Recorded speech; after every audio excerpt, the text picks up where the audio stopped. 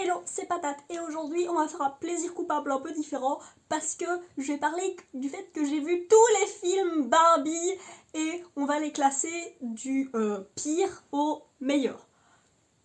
A noter que je vais les mettre dans des catégories et ça va apparaître sur l'écran, la magie du montage. Les catégories étant taupe, les meilleurs du meilleur. Je suis ok de les regarder, de les revoir. Pas envie de les revoir s'ils passent à la télé et que ma mère fait « Hey, tu veux voir ce film-là ?» Je suis en mode « Nope ». Et la dernière catégorie, c'est juste « Non ». Personne ne devrait les voir. Ces films n'auraient jamais dû exister. Ils sont infâmes. Et du coup, je ne me maquille pas parce que c'est beaucoup trop de concentration et d'information pour que je puisse me maquiller en même temps. Information random, j'ai un t-shirt avec un chien qui a envie de manger et c'est tout un mood. J'ai oublié de dire que j'ai pas vu tous les films Barbie qui existent. J'ai vu tous les films Barbie qui n'étaient pas dérivés d'une série d'animation. Sur Netflix par exemple, il y a plein de Dreamhouse, mais Dreamhouse c'est une série d'animation donc je les ai pas vus. Il fallait que je mette la ligne quelque part et j'en avais marre, 35 c'est déjà assez. On va commencer par les films que personne ne devrait voir. À la 35e place, le pire du pire, c'est Barbie et ses sœurs 4 à la recherche des chiots. Alors Barbie et ses sœurs, c'est une sous-catégorie, enfin une sous-franchise dans laquelle Barbie a 3 autres sœurs, mais ça fonctionne comme les Barbie normaux. Et celui-là, c'est le tout dernier, c'est même le tout dernier film qui est sorti et il est infâme. Le truc, c'est qu'à chaque fois qu'elles prennent une décision, c'est la mauvaise décision. Mais c'est des décisions qui sont dangereuses. Genre elles font « Hey, on est sur une île qu'on connaît pas, qui est, je pense, à peu près au niveau de l'équateur ou dans l'hémisphère sud, enfin, un endroit où il y a des tempêtes tropicales.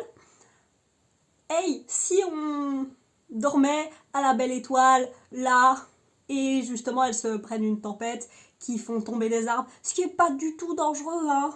Du tout, genre des arbres qui vont réussir à couper la route. Juste. C'est un film qui, si on fait ce qu'elles font, clairement, on serait morte dans l'aventure. Et il gagne des points supplémentaires pour cette dernière place parce que c'est raciste. Sinon, c'est pas drôle. Ensuite, on a Le Secret des Sirènes 2. Pareil, c'est une franchise avec des sirènes. Il y a plein de franchises avec des sirènes. Le truc, c'est que le gros conflit du film, c'est qu'elle est incapable d'aller à sa compétition mondiale de surf et d'aller à la cérémonie magique des sirènes parce qu'elle est demi-sirène, demi-humaine et que sa maman est la reine des sirènes. Et à la fin, elle réussit à aller aux deux. Et l'autre conflit, c'est qu'elle veut pas rester une sirène toute sa vie parce qu'elle peut devenir sirène humaine et qu'elle reste sirène et puis que j'ai même oublié comment ils résolvent ce conflit, mais en deux ils sont en mode « Ah, en fait, tu peux redevenir une humaine. » Fin. C'est vraiment tout foireux et il y a aussi un gros problème de rythme dans le sens où ils racontent des blagues en permanence, vraiment, et j'avais envie de frapper tout le monde, donc non. Ensuite, position 33, on a Rock'n'Rollers. Et grâce à ça et à ce classement, j'ai découvert que me faire chier était moins pire qu'avoir envie de frapper l'entièreté des personnages. Il se passe rien dans ce film. Rien du tout. C'est une perte de temps brut. Il n'y a pas de tension, il n'y a pas d'enjeu. Rien. Place 32, Le Secret des Sirènes. Dans Le Secret des Sirènes, donc le prédécesseur au Secret des Sirènes 2, le vrai problème, c'est que c'est une quête à MacGuffin, donc elle doit aller chercher un poisson magique, un peigne magique et le collier de la reine.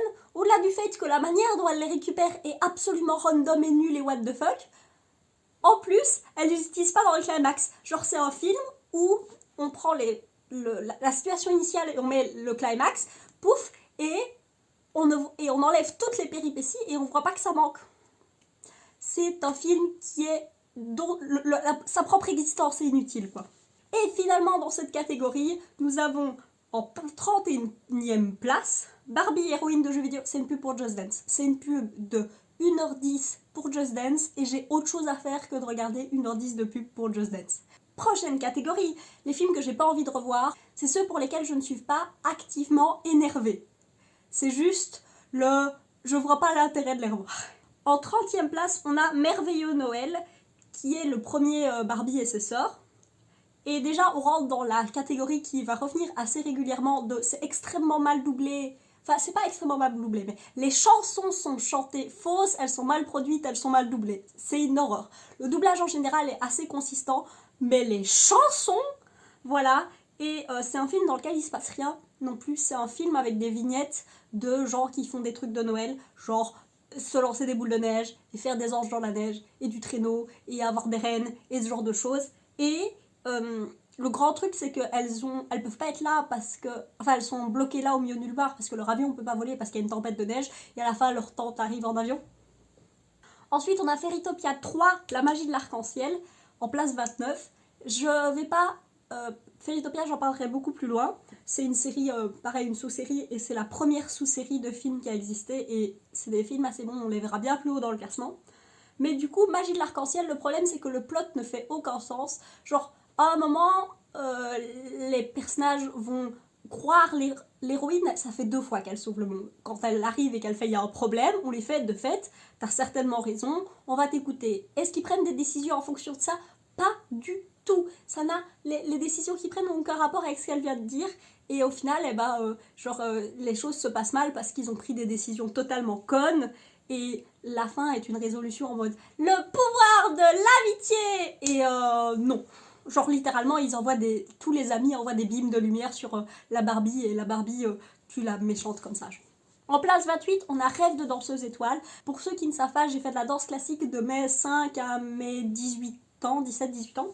Donc, les ballets, je m'y connais. Et le principe, c'est que c'est une Barbie qui a des chaussons magiques, et quand elle met les chaussons, elle se retrouve dans des univers de ballet. Et c'est un peu drôle, parce que déjà, c'est la seule mention de Gisèle, et on m'étonne qu'il n'y ait pas d'adaptation Barbie de Gisèle. Au milieu du ballet, elle décède. Mais du coup, c'est assez drôle de voir quelqu'un de normal qui se retrouve dans un univers de ballet. Mais c'est le seul intérêt du film, parce que c'est des vignettes où elle passe d'un ballet à l'autre. Il n'y a pas vraiment d'histoire. Et le truc...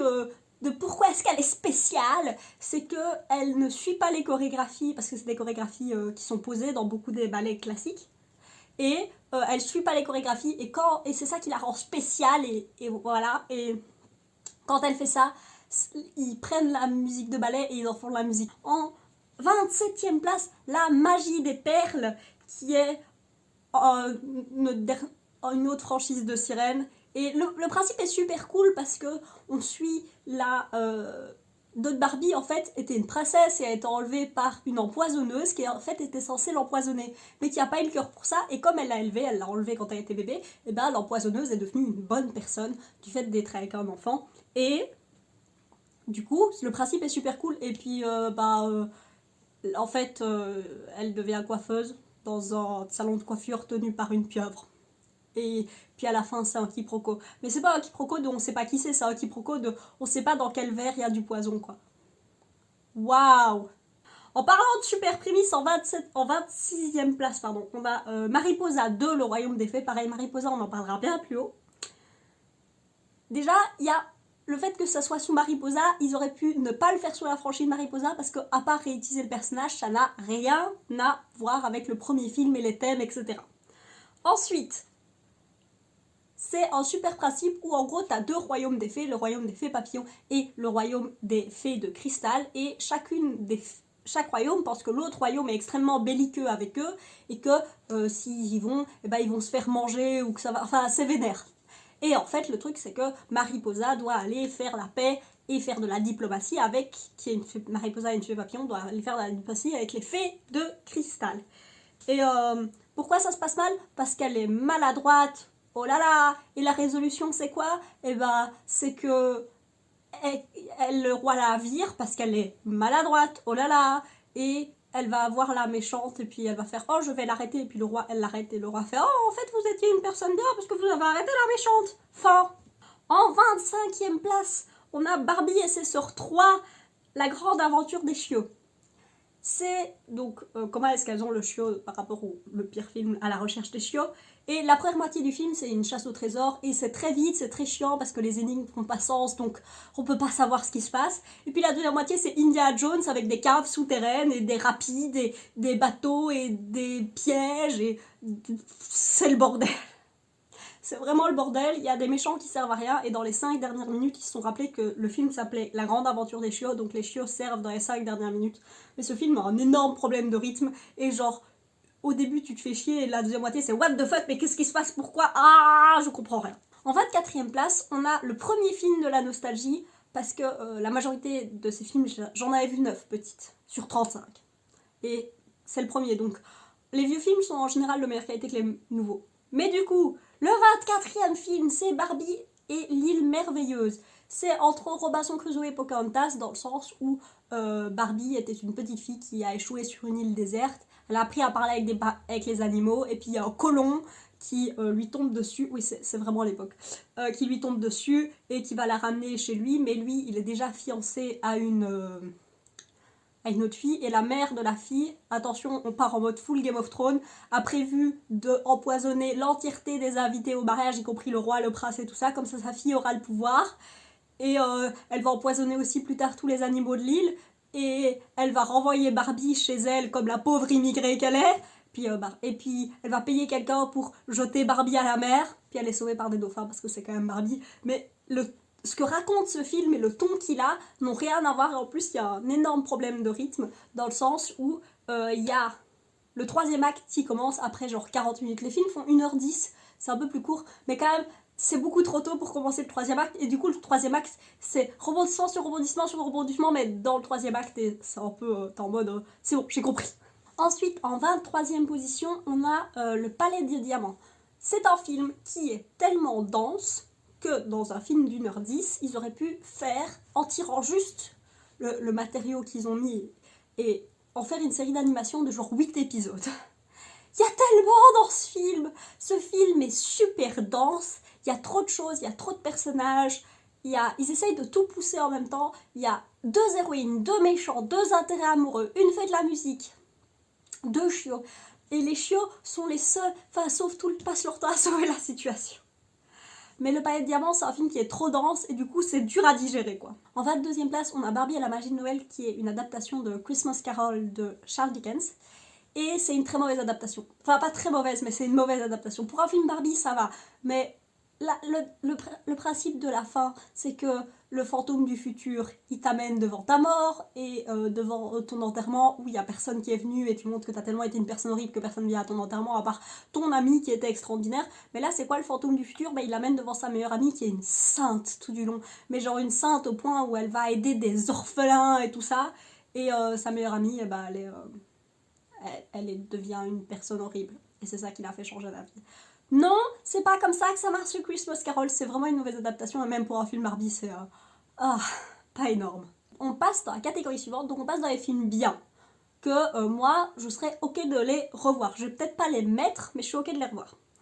En place 21, on a Barbie Agent Secret. C'est un épisode des Totally Spies qui fait 1h10. Il y a les gadgets en forme de maquillage. Il y a le toboggan avec l'entrée un petit peu ridicule. Elles ont des motos, des combinaisons. Voilà. Le problème de ce film, c'est que c'est un film avec 0 déchet, dans le sens où tous les personnages parlants sont des personnages qui seront importants et qui, s'ils n'ont pas l'impression d'être juste des gens bien, s'ils sont là, c'est qu'ils ont une double identité quelque part, à peu près. Et du coup, ça fait que le film est très très prévisible, parce que t'es en mode oh, je me demande qui est cette voleuse cachée avec des oreilles de chat. Et puis bien naturellement, c'est la seule autre personne dont on a parlé. La seule bonne idée de ce film, c'est que c'est des gymnastes, et que c'est pour ça qu'on les choisit, parce qu'elles sont gymnastes, et du coup elles savent faire des machins de gymnastique.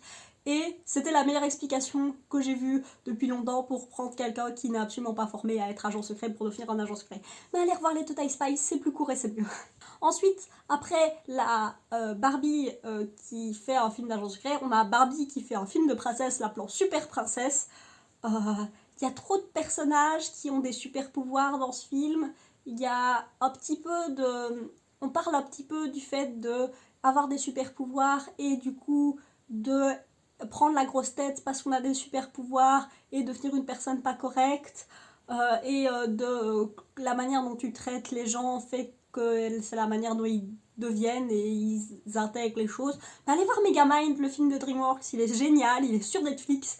Et ouais, c'est ça, c'est tout. Allez voir celui-là, parce que Super Princesse, c'est un peu vide. Ça passe, il gère bien le truc de film de super-héros, mais il y a trop de gens à la fin. Il y a genre elle qui a des super-pouvoirs, sa cousine qui a des super-pouvoirs, le méchant qui a des super-pouvoirs, le chiot qui a des super-pouvoirs, le chat qui a des super-pouvoirs. C'est même pas ça devient une parodie quoi à la fin. En 19e place, on a Barbie et la porte secrète, qui est un film où l'héroïne elle est timide au début et puis elle va avoir une aventure qui va lui apprendre qu'elle peut avoir confiance en elle et qu'à la fin elle a confiance en elle. Sauf que c'est mal géré dans le sens où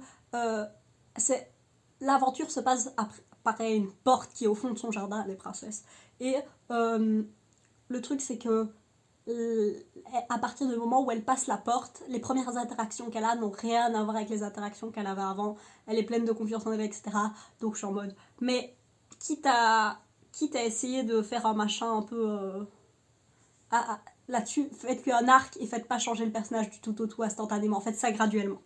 Par contre, le film gagne beaucoup de points pour sa méchante, qui est foncièrement une gamine de 8 ans pourri gâtée, avec les parents qui sont partis en vacances et qui a des serviteurs qui sont censés faire tout ce qu'elle dit.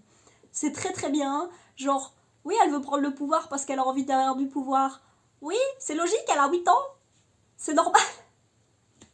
Et elle crie et tout, c'est normal, elle a 8 ans. C'est vraiment, genre, la meilleure explication d'un méchant qui veut des pouvoirs juste pour avoir des pouvoirs que j'ai vu. En place 18, on a Barbie et le secret des fées, qui est le meilleur film sur Netflix. Je sais pas pourquoi Netflix a tellement une sélection nulle, mais si vous devez en voir un, allez voir celui-là.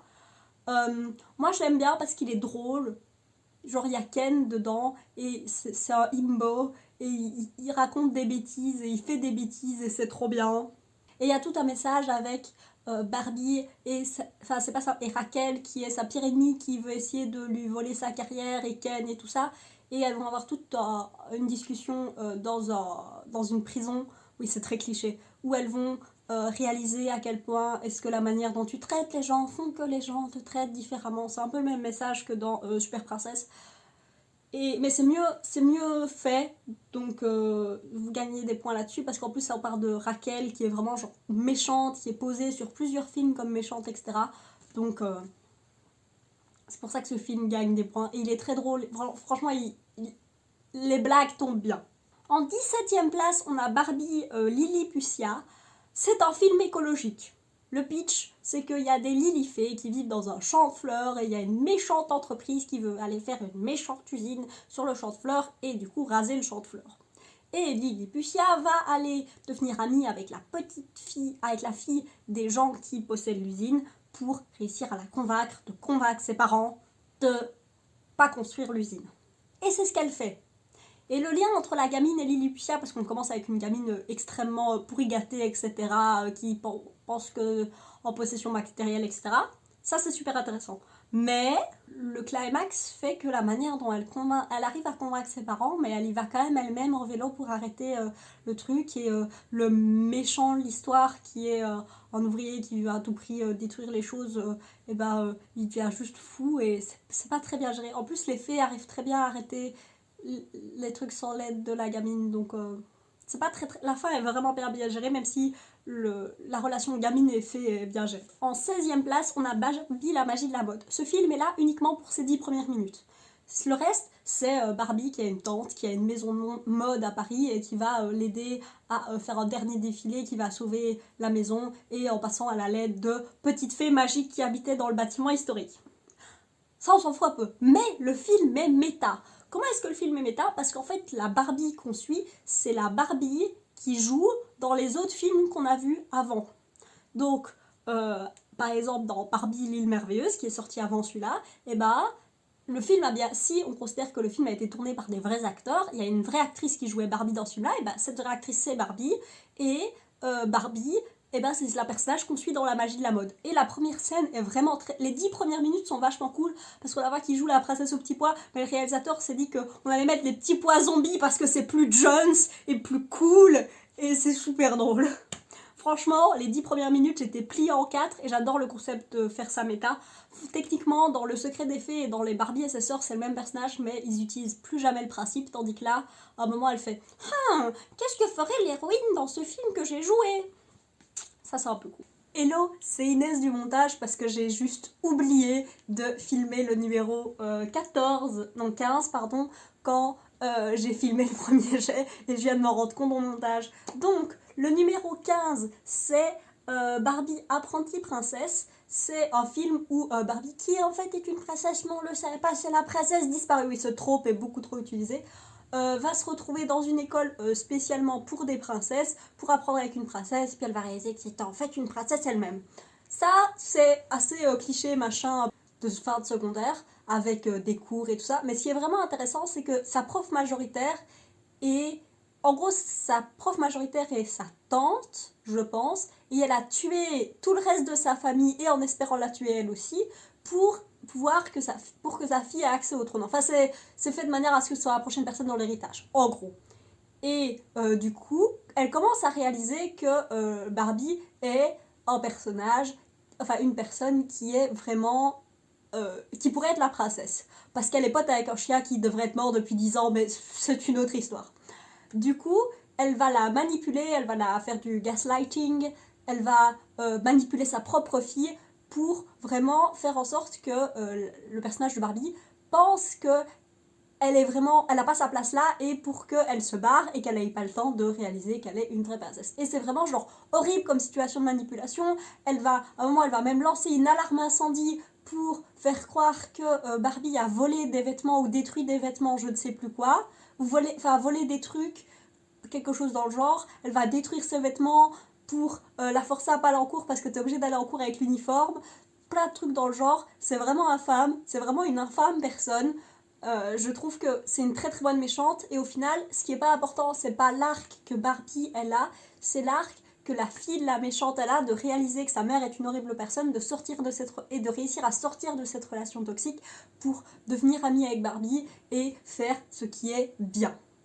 Donc, ce film est bien pour sa méchante qui est vraiment bien, mais qui te fait vraiment sentir mal parce que c'est limite trop réaliste. On retourne à Inès du passé. En 14e place, on a La princesse et la popstar. Alors, si vous ne vous connaissez pas en lore Barbie, vous ne savez pas que le film le plus aimé, c'est Cœur de princesse, qui est genre assez bien aimé par tout le monde. J'en parlerai beaucoup plus haut.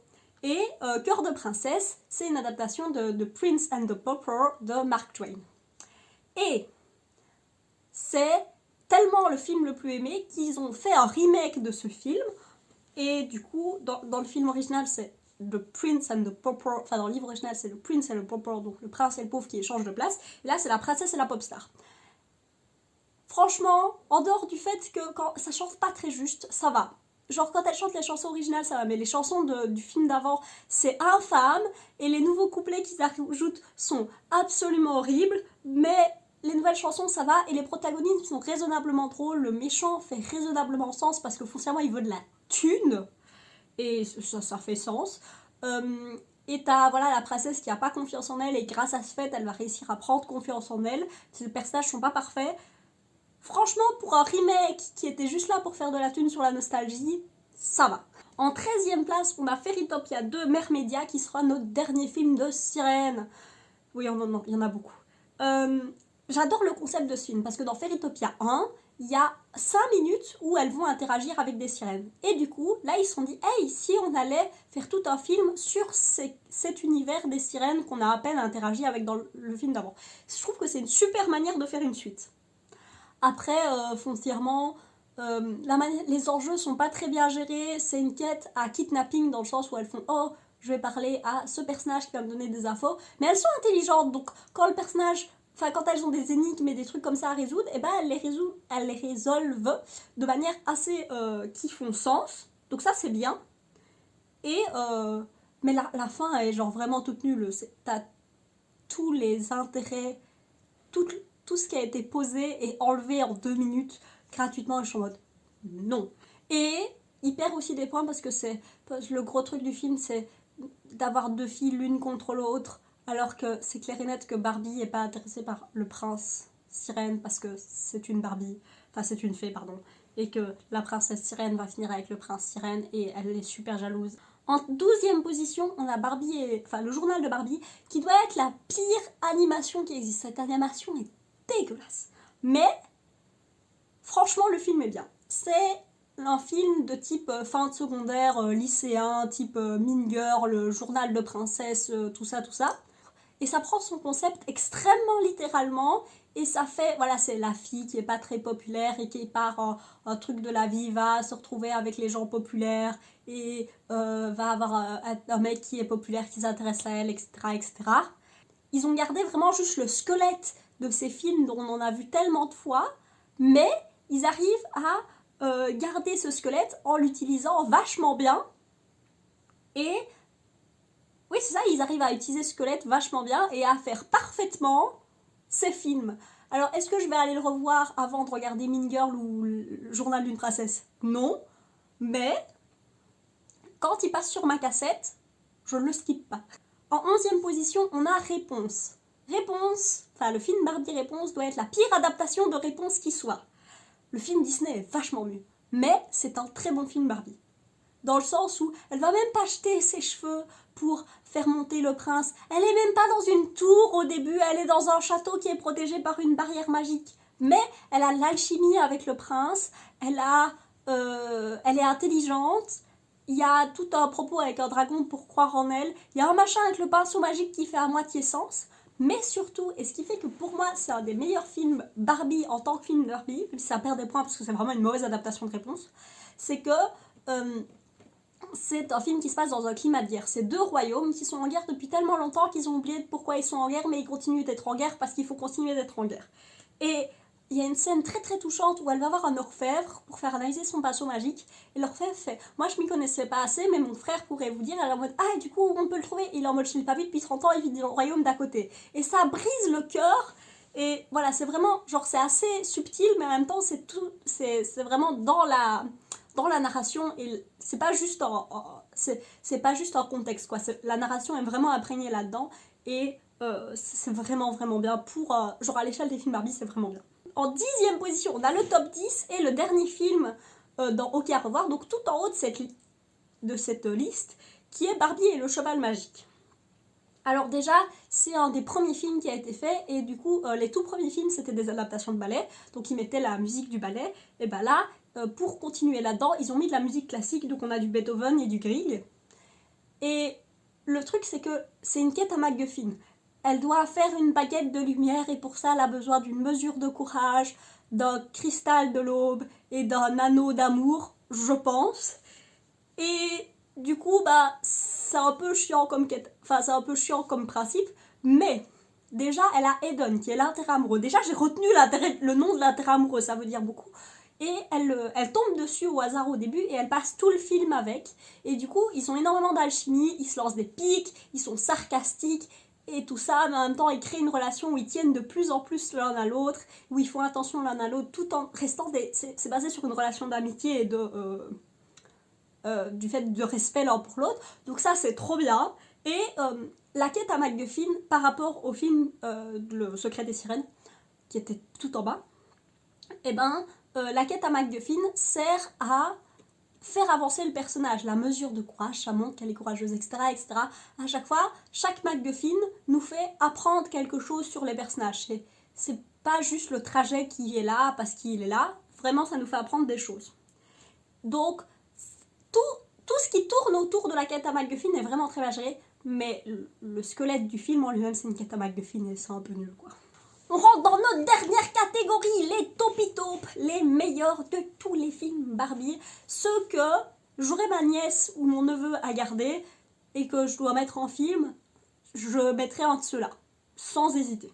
En 9e position, on a Fairytopia, l'original. Fairytopia, quand le film est sorti, c'était un peu révolutionnaire pour des films Barbie parce que c'est le premier film qui ne se passe pas dans un univers de médiéval fantasy. Ce film se passe dans celui des fées fleuries qui vivent dans un champ de fleurs, qui ont des robes fleurs, qui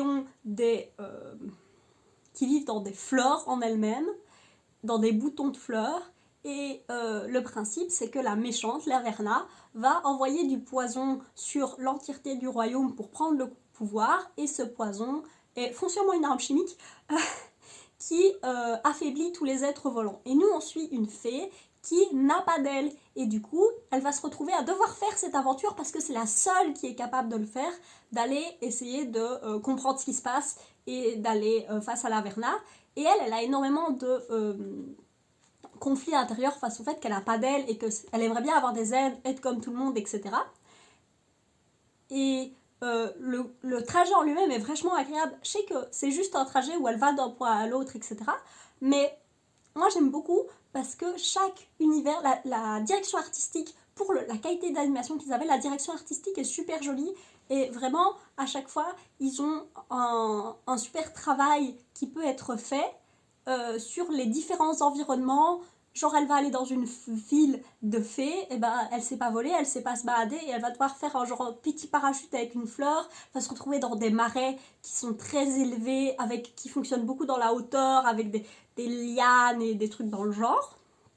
Elle habite dans un champ de fleurs de base. Voilà, c'est tous des endroits qui sont, même dans leur palette de couleurs, etc., qui sont très distincts les uns des autres. Et du coup, le voyage est très intéressant. Et en plus, la fin, c'est que, je vais pas spoiler, c'est qu'elle doit choisir entre avoir des ailes données par Laverna ou sauver le monde. Et on sent vraiment que c'est un vrai conflit intérieur parce que dans tout le film, on nous a montré à quel point elle aimerait avoir des ailes. J'aime beaucoup Fairytopia. En 8e position, on a le Lac des Cygnes, qui est... Alors je sais que je suis biaisée parce que c'est un film de mon enfance et que c'est la musique du Lac des Cygnes et que c'est l'adaptation du Lac des Cygnes. Mais, en gros, notre personnage, Odette, essaye de faire les choses parce qu'il faut les faire, pas parce que on lui dit ou quoi, c'est juste, bah voilà, elle va essayer de sauver une licorne parce que elle veut essayer de sauver une licorne et qu'elle n'a pas envie de la laisser, la pauvre, là. Elle va essayer ensuite elle est transformée en cygne, naturellement, et elle va essayer de se retransformer en cygne, mais aussi de retransformer l'entièreté des trucs de la forêt parce que c'est une fille bien. Et il y a tout le truc avec le troll et tout ça, la manière dont il est présenté, et puis qu'est-ce qu'il est vraiment, cette scène est vraiment cool. Je sais que c'est du remplissage et des péripéties, mais ils ont réussi à rendre ça vraiment super intéressant et marquant. Et aussi, elle a quand même une raisonnablement cool relation avec le prince, et ils arrivent à assez construire la relation avec le prince que pour que la scène du cygne noir, si vous ne connaissez pas en ballet, le principe c'est que le prince va avoir une danse avec quelqu'un qui est déguisé en cygne, comme en déguisant en Odette, parce que le prince doit lui déclarer son amour à Odette, et comme ça il déclare l'amour à pas Odette. Et la scène est vraiment genre, t'es en mode non, qu'est-ce qui va se passer? Et la fin c'est le drama, t'as vraiment l'impression que la situation est perdue à tout prix, et finalement ils arrivent à récupérer le truc, et je suis en mode yes. Voilà. Et en plus, autre chose, c'est que y a plein d'animaux, donc chaque animal, les humains ont été transformés par le méchant en animaux, et ils arrivent à bien entrecouper les animaux avec les humains, genre aussi bien en tant que design qu'en tant que caractère. Par exemple, le porc-épic, il est tout mignon, et il est un peu... il est trop franc, et du coup, parfois, il dit des trucs pas gentils, mais pas parce qu'il le fait exprès, mais juste parce qu'il est franc. C'est pas qu'il veut mal, c'est qu'il fait du mal sans le faire exprès, parce que c'est un porc-épic, c'est pas trop mignon. Voilà. Et il y a plein de danses absolument adorables avec eux. En numéro 7, on va parler de Aventure dans les étoiles, qui est certainement le plus nouveau film dont je vais parler. Et c'est un film qui est sorti en 2016. C'est une odyssée spatiale, le contexte est super joli. C'est les étoiles sont en train de s'éteindre au fur et à mesure, et quand toutes les étoiles seront éteintes, la vie arrêtera d'exister dans l'univers. Et du coup, il faut aller au centre de la galaxie pour danser avec les étoiles, pour pouvoir rallumer les étoiles. Personne ne sait exactement ce qui se passe, mais le roi a décidé de créer un bataillon de jeunes doués, dont notre personnage qui sait faire du skateboard volant comme dans Retour vers le futur 2, pour aller faire ça. Et tous les personnages sont drôles, leurs interactions sont vachement bien. Au début, on croirait qu'il y a un truc genre fille contre fille, et en fait non, elles se soutiennent et elles se rapprochent assez vite. La direction artistique est super jolie, et ils arrivent à faire des péripéties, mais qui semblent vraiment juste aider à se rapprocher de l'objectif final. Et le gros truc du film, c'est qu'il y a le roi qui veut que tout soit bien ordonné et que tout soit bien à sa place. et par rapport à notre héroïne, qui elle est quelqu'un qui est toujours en retard, qui court dans les couloirs, qui fait pas les choses comme tout le monde. Et en fait, c'est le fait que ces deux idéologies vont se rencontrer qui vont faire qu'il va arriver à la situation. Enfin, pas les deux idéologies, mais les deux caractères qui vont se rencontrer, qui vont arriver à la solution. C'est vraiment un film qui, sans pousser ton message, sans te mettre une scène de dialogue pour te faire passer ton message, fait vraiment passer le message de il faut être soi-même, et c'est juste en étant soi-même, en acceptant ce que les autres sont, qu'on va réussir à faire quelque chose qui est plus que la somme de ces parties. Quelque chose dont la somme est plus grande que les parties mises ensemble. En 6ème position, on a Barbie et les 3 mousquetaires. Si vous n'avez pas vu ma vidéo sur le fait que j'ai lu pendant un mois tous les jours, j'ai commencé à lire du Ma à cause de ce film. Alors, il est raisonnablement proche du premier chapitre du bouquin, mais surtout, on suit la fille de D'Artagnan, et du coup, on a un roi après, et du coup, D'Artagnan est sous Louis XIII et XIV, et elle est sous Louis XV. Et c'est vraiment proche de l'histoire, etc. Parce qu'il y a une histoire, il y a le méchant, c'est le régent, et c'est exactement ce qui s'est passé historiquement. Donc historiquement et point de vue littérature, c'est raisonnablement proche. Et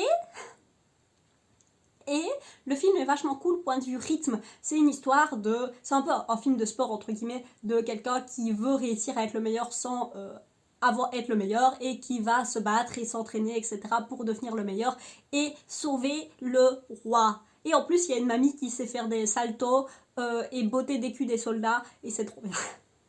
C'est un film qui a vraiment un bon rythme, et ça fait beaucoup.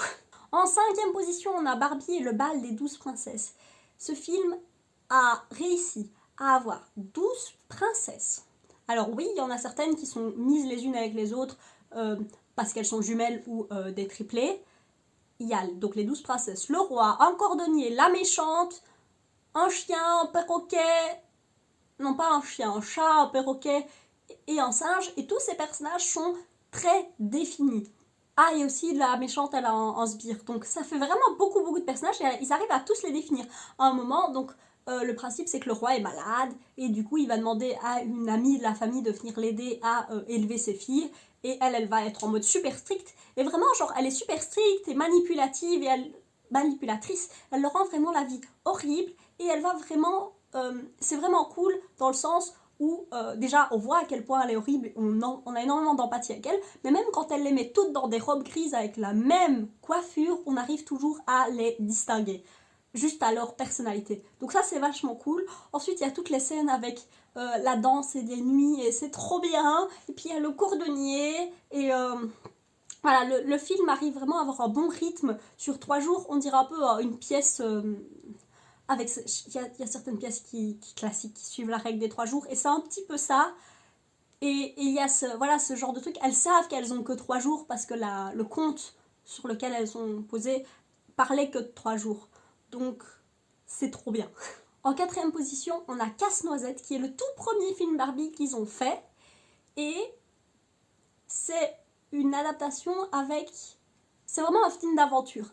Genre, je le compare beaucoup au Magicien d'Oz, où voilà, c'est Clara, cette personne normale qui va se retrouver dans cette aventure où elle va rencontrer plein d'endroits différents. Genre, la DA est aussi assez jolie, on dirait un peu de l'aquarelle, genre ces vieux films où les fonds, avant le fond vert, quand on peignait le fond, genre on peignait des montagnes, etc. Genre, c'est ça la DA du film, c'est très joli.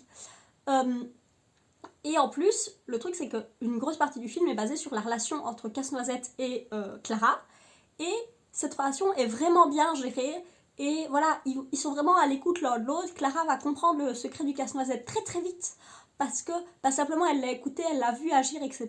Et il y a aussi un colonel et un soldat, et pareil, ces personnages sont pas parfaits, ils ont chacun des défauts, et le film va passer le temps qu'il a à essayer de faire en sorte que leurs personnages passent au-delà de leurs défauts pour devenir de meilleures personnes, pour réussir à battre le roi. Et en fait c'est Clara qui a une influence positive sur tout le monde, qui va faire qu'ils vont réussir à devenir des meilleures personnes, et donc à battre le roi et à passer au-delà du statu quo. En 3ème place, la médaille de bronze des meilleurs films Barbie revient à Barbie et ses sœurs 2, Club Hippique. Je n'attendais rien de ce film. J'étais au milieu de plein de films nuls. Et pourtant, il est trop bien. Déjà, il y a plein de personnages. Il y a les 4 sœurs, il y a la tante, il y a le prof de cheval de chez eux, il y a le propriétaire de l'autre école d'équitation, il y a l'autre professeur de cheval de l'autre côté, il y a alors il y en a qu'un qui est intéressant, mais il y a 3 autres étudiants de l'autre école, et il y a encore 2 enfants qui s'occupent des chevaux dans l'école d'équitation de leur tante. Ça fait beaucoup de personnages, et pourtant ils sont tous très bien délimités. Il y a les 4 sœurs qui ont chacune un arc, qui ont chacune un problème et qui vont devoir se battre pour réussir à résoudre leurs problèmes. Mon préféré étant une des sœurs qui est sûre qu'elle est toujours la meilleure en tout. Et là, elle a du mal avec l'équitation parce qu'elle n'est pas assez à l'écoute de son cheval et elle a du mal à vivre le fait qu'elle n'arrive pas à être la meilleure. Et pourtant, et à la fin, elle finit deuxième et elle est ok avec. C'est un super message à faire passer de c'est pas parce que t'es pas la meilleure que ce que t'as fait ne vaut pas la peine et que t'as pas fait des super efforts, etc. En plus, c'est un film avec un super problème dans le sens où on sent vraiment sauver le monde, oui, mais c'est un peu abstrait. Là, ce qui se passe, c'est que l'école d'équitation de leur tante perd de l'argent parce qu'elle n'a pas assez d'élèves et du coup, elle va devoir finir par vendre. Et là, le concours, et en fait, elle n'a pas assez d'élèves parce qu'ils n'ont pas gagné le concours depuis 11 ans. Et là, il y a le concours, du coup, s'ils le gagnent, déjà ils remontré leur réputation, donc les potentiels élèves, et du coup avoir de l'argent, mais aussi il y a un prix financier direct qui pourrait aider à renflouer les caisses et à les faire tenir jusqu'à avoir ces nouveaux élèves, etc., et à relancer la machine. Donc, on sent vraiment la pression de cette tante qui essaye de cacher à ses nièces qu'elle a des problèmes financiers, etc., et du coup, les nièces qui vont essayer de travailler autour de ça et de donner leur meilleur, pas juste pour être les meilleures, mais pour vraiment aider leur tante. En plus, on a toute la relation avec les 2 frères qui est très très très cartoon. Et voilà, autre chose, c'est que ce film est drôle, c'est des bêtes blagues, c'est genre un mec qui se cache dans une poubelle pour épier, et puis on vient lui jeter des déchets dessus, puis il se lève, puis juste quand il se lève, ben il y a genre il se lève, il est plein de déchets, et juste quand il se lève, il y a la plaque de la poubelle qui se ferme. C'est juste parce que c'est bien timé. La personne qui était au banc de montage, qui a monté ce film, gérait vachement bien son travail. Le montage est vraiment très très drôle et on s'ennuie pas, on regarde pas sa montre.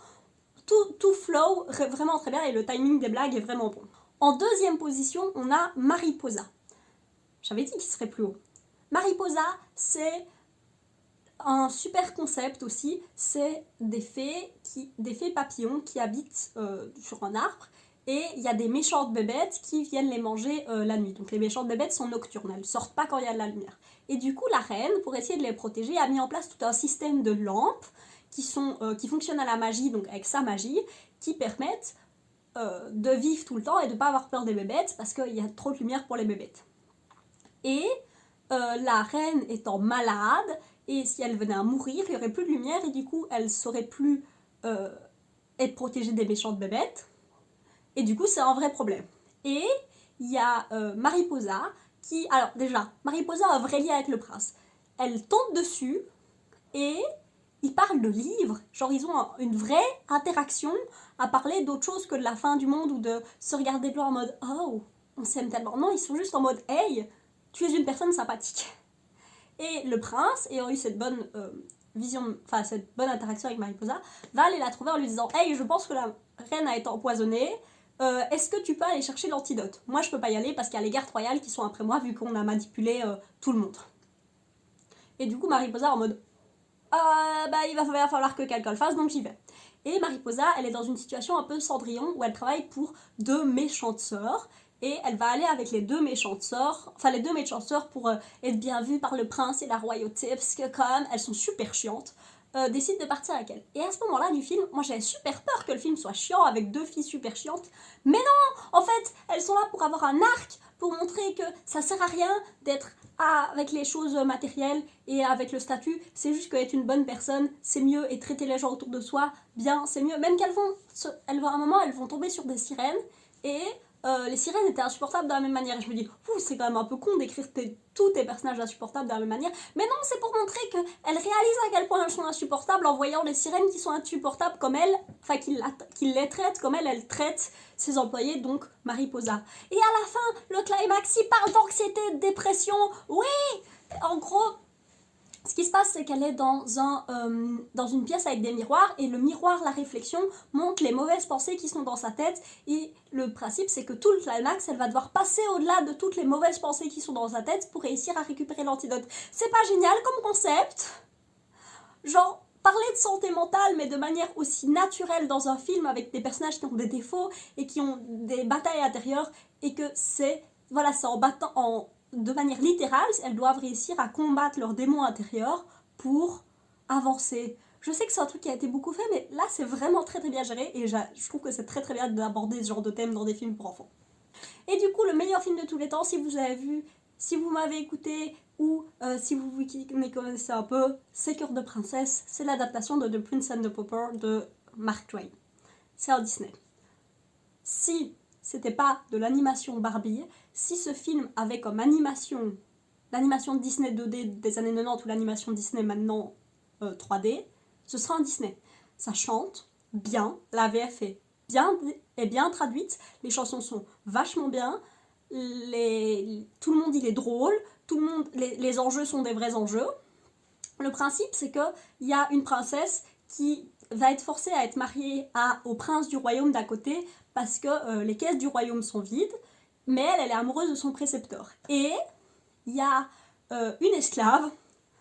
Alors, c'est le seul problème du film. C'est que l'autre fille, c'est littéralement une esclave. Ses parents se sont endettés avec une dame, et du coup, en tant que couturière jusqu'à la fin de ses jours chez la dame pour rembourser cette dette. Foncièrement, c'est une esclave. Donc, point de vue gravité des problèmes, entre devoir marier quelqu'un que t'aimes pas et être une esclave, c'est pas trop équivalent. C'est pour ça que la princesse et la pop star, ils ont vraiment rééquilibré ça. Et c'est le seul défaut du film, parce qu'elles sont en mode « je suis comme toi, tu es comme moi ». Et non, pas du tout. Par contre, elles se ressemblent comme deux gouttes d'eau, et quand la princesse va se faire enlever, parce qu'en fait, il y a le conseiller royal qui vidait les mines d'or, et c'est pour ça que le royaume n'a plus d'argent, pour pouvoir proposer de marier la princesse et avoir le pouvoir. Mais la reine a lancé les fiançailles avec le royaume d'à côté juste avant, donc il est en mode merde, donc il enlève la princesse. Et il y a le précepteur qui avait vu la pauvre, la couturière, qui va aller chercher la couturière, lui taper une perruque pour la faire prendre la place de la princesse. Donc il y a beaucoup plus de scènes avec la pauvre qui est dans le rôle de la princesse que inversement, ce qui est une bonne chose vu que, comme j'ai dit, échelle de valeur. Et c'est trop bien. Et les deux amoureux sont vachement bien parce qu'il y a le prince et le précepteur du coup. Et les animaux sont drôles, les blagues sont drôles, les personnages sont bien écrits, les chansons sont trop bien. Ce film est trop cool. Si vous devez voir un seul film Barbie, allez voir celui-là. Il est trop bien. Et c'est un consensus. Et c'est pas pour rien que c'est un consensus. Le film est sorti en 2004. Et c'est toujours un consensus. Le seul vrai problème, c'est que l'animation a pas très bien vieilli et la qualité est pas très très bonne. Pas la qualité d'image, quoi. La qualité du film est géniale. Voilà. Je mettrai si vous avez envie d'avoir d'autres avis, d'autres gens, ou d'autres gens qui parlent de ce genre de sujet, je mettrai des gens en description que j'avais fait des vidéos là-dessus que je n'ai pas regardé. J'ai vu la vidéo de Modern Girls, c'est elle qui m'a donné l'idée, mais elle avait vu que les films avant 2010, et moi j'ai vu tous les films. Mais j'ai vu d'autres gens qui avaient fait ce genre de vidéos, donc si ça vous intéresse d'avoir plus de choses là-dessus, c'est en description. J'espère que cette vidéo vous aura plu. Peut-être que ça vous aura donné envie de redonner un peu ces lettres de noblesse au film Barbie qui... alors oui, il y en a beaucoup des mauvais, mais en vrai, si vous tapez dans les films pré-2010, la majorité sont bons. Et j'ai quelques recommandations en plus dans ceci, aka Aventure dans les étoiles et le Club Hippique. J'espère que cette vidéo vous aura plu, que vous passerez une belle journée. Des bisous